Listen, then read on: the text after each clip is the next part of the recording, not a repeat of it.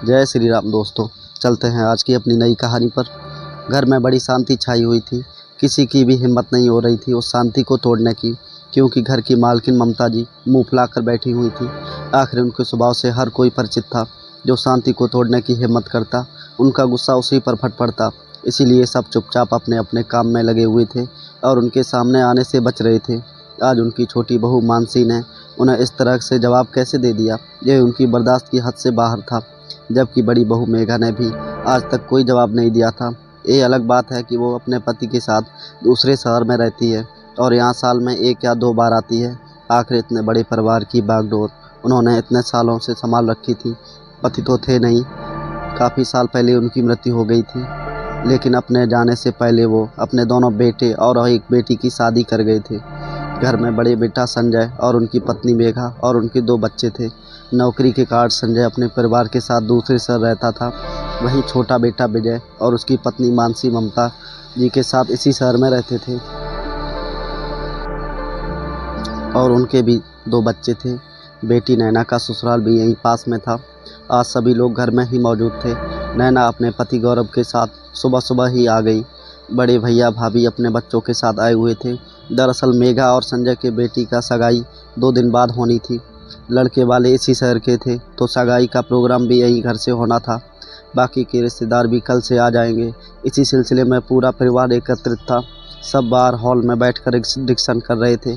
वहीं घर के बच्चे प्रोग्राम में क्या पहनना है उसी की रूपरेखा तैयार कर रहे थे, जबकि छोटी बहू मानसी रसोई में नाश्ते की तैयारी में लगी हुई थी। जबकि मेघा और नैना भी बाहर हॉल में बैठकर डिस्कशन कर रही थी। बीच बीच में नैना जरूर जाकर अपनी छोटी भाभी मानसी की मदद कर देती। आखिर दोनों का ही रिश्ता ननद भाभी का कम बिल्कुल सहेलियों जैसा था और वे अच्छे से जानती थी कि मानसी की मदद करने के लिए कोई रसोई में आएगा भी नहीं, क्योंकि ममता जी का मानना था कि मानसी घर की छोटी बहू है और छोटी बहू को ज़्यादा जिम्मेदारी निभानी पड़ती है। जबकि मेघा तो बाहर रहती है, कभी कभार ही आती है, तो उससे क्या काम करवाना।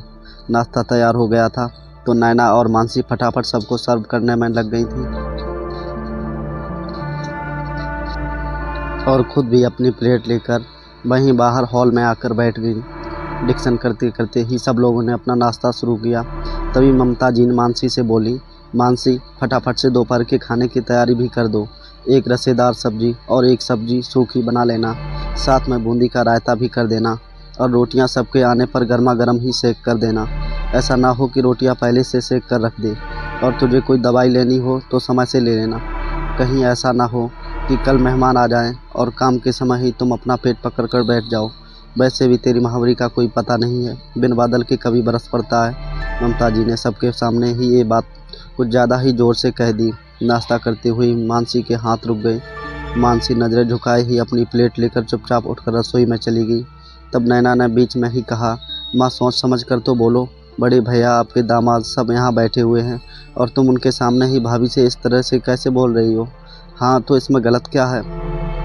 कल काम के समय अगर कोई बैठ गई तो काम कौन करेगा। मेहमानों का चाय नाश्ता खाना पीना कौन देखेगा। बड़ी बहू के पास अपने काम है, मानसी छोटी बहू है, उसे ही तो ये सब कुछ संभालना है। तभी विजय हिम्मत करते हुए बोला, माँ क्यों ना हम 2 दिन के लिए खाना बनाने वाली रख लें, जो जब भी चाय नाश्ता कुछ चाहिए होगा या जिसे गर्म रोटी खानी होगी वो तैयार करके दे देगी। मानसी भी थोड़ा फ्री हो जाएगी, उसकी भी तबीयत ठीक नहीं रहती आजकल। तू बड़ा आया अपनी बीवी का साथ देने वाला। हमने तो आज तक ना रखी है घर में काम करने वाली। घर घर के लोग ही तो हैं, कितना सा तो काम है, सब लोग मिलजुल कर करते हैं, कोई वो अकेले थोड़ी ना करती है। और मेहमानों के नाम पर कौन आ रहा है, सिर्फ 8-10 लोग ही तो बढ़ेंगे, फिर उनके लिए काम वाली रखने की क्या ज़रूरत है। पर माँ भाई क्या गलत बोल रहा है, आजकल तो सब रखते हैं ताकि घर की औरतें भी एंजॉय कर सकें। और वैसे भी सारा काम छोटी भाभी को ही संभालना पड़ता है, मदद तो कोई नहीं करता, बस कहने का नाम है कि मदद करते हैं। काम वाली रख लेने में क्या हर्ज है। नैना बीच में ही बोली, तू ज़्यादा बीच में मत बोल, तेरे ससुराल के नियम हमारे यहाँ मत चला। तुम्हारे घर के तौर तरीके अलग हैं और हमारे घर के तौर तरीके अलग। माताजी ने 2 टूक जवाब देकर नैना को चुप करवा दिया। वही गौरव ने भी उसे चुप रहने का इशारा किया। खैर जब सारी रूपरेखा तैयार हो गई तो थोड़ी देर में सब लोग अपने अपने काम पर रवाना हो गए। कोई उस दिन के लिए हलवाई बुक करने गया तो कोई टेंट, ममता जी मेघा और नैना के साथ बाजार लेन देन वाले कपड़े खरीदने चली गईं। उधर बच्चे भी अपने अपने तैयारी के लिए रवाना हो गए और इधर मेघा रसोई में खाने की तैयारी कर रही थी। लेकिन तैयारी करते करते ही उसके पेट में ज़ोर से दर्द होने लगा और वह महीने हो गई।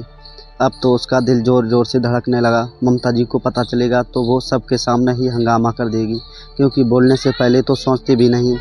पर फिर भी हिम्मत कर खाने की तैयारी तो कर दी और कमरे में आकर थोड़ा लेट गई। लेटे लेटे उसे कब नींद आ गई उसे पता ही नहीं चला। जब दरवाजे की डोरबेल बजी तब जाकर उसकी नींद टूटी। उठते ही उसने टाइम देखा तो 4 बज चुके थे। हड़बड़ाकर वो बिस्तर से उठी और दरवाज़ा खोलने के लिए भागी। दरवाज़ा खोला तो सामने ममता जी, मेघा और नैना खड़ी थी। बहू, इतनी देर कैसे लगा दी दरवाज़ा खोलने में? सो गई थी क्या? अरे घर में काम कितना है और तू जाकर सो गई? माँ जी, वो मेरे पेट में, कहीं तू मावरी से तो नहीं हो गई? मानसी ने चुपचाप नजरें झुकाए गर्दन हिला दी। देखकर ममता जी दरवाजे पर खड़ी खड़ी ही चिल्लाने लगी, तुझे कहा था ना दवाई ले लेना, लेकिन नहीं, अब हो गई ना महावरी से। अरे हम तो फिर भी खा लेते हैं ऐसे में तेरे हाथ का खाना, लेकिन जो रिश्तेदार आ रहे हैं उनके घर में तो 3 दिन का नियम है। उन्हें पता चल गया तो वो तेरे हाथ का खाना भी नहीं खाएंगे। अब 3 दिन रहना रसोई से बाहर। घर में खुशी का माहौल था, बर्बाद कर दिया तूने। तुझसे भी किसी की खुशी देखी नहीं जाती। अरे घर की छोटी बहू काम करती हुई अच्छी लगती है, जिम्मेदारी लेती हुई अच्छी लगती है, और तू कामचोर। ममता जी के मुंह में जो भी आ रहा था बोले जा रही थी। एक तो पेट में दर्द, ऊपर से महावरी की चिढ़ और फिर ममता जी के ये ताने। आखिर मानसी से बर्दाश्त नहीं हुआ और वो बोल पड़ी, माँ जी, कुछ जानबूझकर तो मैं महावरी से हुई नहीं, फिर क्यों आप बात को पकड़े खींचे जा रही हो? और मैंने काम करने से कभी इनकार नहीं किया जो आप मुझे कामचोर कह रही हो।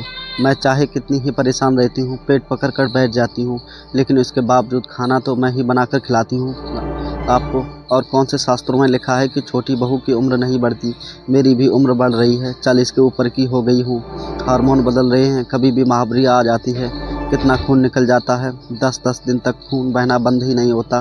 पेट दर्द होता है, हाथ पैर में सूजन आ जाती है, बदन टूट रहा होता है। लेकिन आपको तो ये बात समझ में ही नहीं आती। आपको तो सिर्फ काम से मतलब है। क्या आप कभी इस दौर से नहीं गुजरी जो आपको मेरी परेशानी नहीं दिखती? कहकर मानसी अपने कमरे में चली गई। तब से ममता जी मुंह फुलाए बैठी थी। नैना और मेघा ने जाकर रसोई में रोटियां सेक कर रख दी, पर ममता जी ने तो खाने को छुआ तक नहीं। शाम को संजय, गौरव और विजय घर आए तो ममता जी का मुंह फुला हुआ देखकर इशारों ही इशारों में नैना से पूछा। नैना ने भी सब कुछ बता दिया। तभी संजय बोला, माँ, हमने खाना बनाने वाली बुक कर ली है, कल से वो आ जाएगी और 3 दिन तक यहाँ काम करेगी।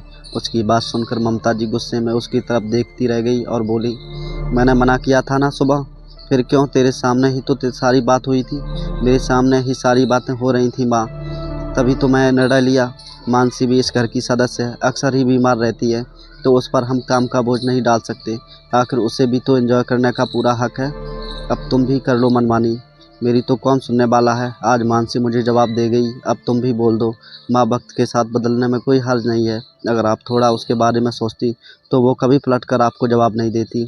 हमसे ज़्यादा आप उसको अच्छे से जानते हो। आखिर संजय की बात सुनकर ममता जी चुप हो गईं।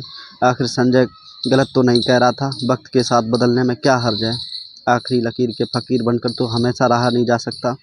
दोस्तों, कहानी यहीं पे समाप्त होती है।